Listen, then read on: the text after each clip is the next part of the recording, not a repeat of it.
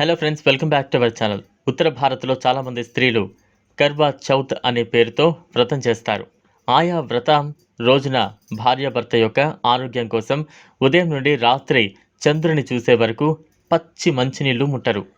ఇదంతా ఒకప్పుడు, కానీ ఇప్పుడు ట్రెండ్ మారింది అన్నట్టు ఈ కాలం అమ్మాయిలు ఈ వ్రతం భర్త కోసం కాకుండా వాళ్ళ ప్రేమికుల కోసం చేస్తున్నారు. ఇటువంటి సంఘటన ఇటీవలే ఘజియాబాద్లో చోటు చేసుకుంది. ఆ వివరాలేంటో ఇప్పుడు చూద్దాం. ఘజియాబాద్లో ప్రీతి సిహానీ అనే ఒక యువతి ఉండేది. ఆమెకు రాహుల్ సహానీతో పెళ్ళై 4 సంవత్సరాలైంది. 4 ఏళ్లుగా వారు చాలా అన్యోన్యంగా సంతోషంగా ఉండేవారు. ప్రీతి సింహానీ తన ఇంటికి దగ్గరలో ఉన్న ఒక ప్రైవేట్ స్కూల్లో టీచర్గా పనిచేసేది. ఆ ప్రైవేట్ స్కూల్కు ఎదురుగా ఒక బట్టల షాప్ ఉండేది. ఆ షాప్ ఓనర్తో మెల్లగా ప్రీతికి పరిచయం ఏర్పడుతుంది.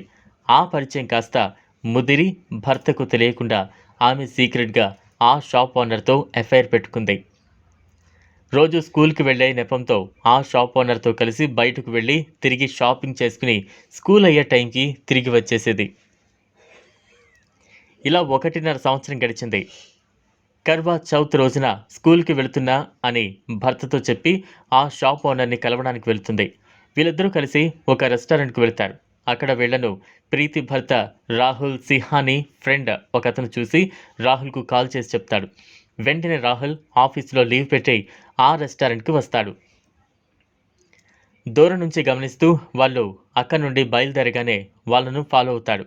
ఒక జంక్షన్ దగ్గరికి వాళ్ళు వచ్చేసరికి రాహుల్ వాళ్లకు ఎదురుగా వచ్చి తన బైక్ ఆపి నడి రోడ్డుపై ఆ షాప్ ఓనర్ను కొడుతూ గొడవ పడతాడు. చూస్తూనే అక్కడికి పెద్దగా జనం వచ్చేస్తారు. ట్రాఫిక్ జామ్ అయి రోడ్డు మొత్తం బ్లాక్ అవుతుంది. దీంతో సమాచారం అందుకున్న పోలీసులు అక్కడకు చేరుకుంటారు. అసలు ట్విస్ట్ ఏంటంటే, ఎఫ్ఐఆర్ పెట్టుకున్నందుకు భర్త చెప్పిన సమాచారం మేరకు ప్రీతిని ఆ షాప్ ఓనర్ని అదుపులోకి తీసుకోవాలి, కానీ అక్కడ ట్రాఫిక్ అయ్యేట్టు చేసి జనానికి ఇబ్బంది కలిగించారని మొదట గొడవ పెట్టుకుంది రాహుల్ అని అరెస్టు చేసి తీసుకువెళ్లారు. చూశారు కదా, ఇది వాళ్ళ వీడియో. ఈ వీడియో కనుక మీకు నచ్చినట్లయితే లైక్ చేయండి, షేర్ చేయండి, ఛానల్ను సబ్స్క్రైబ్ చేసుకోండి. Thanks for watching.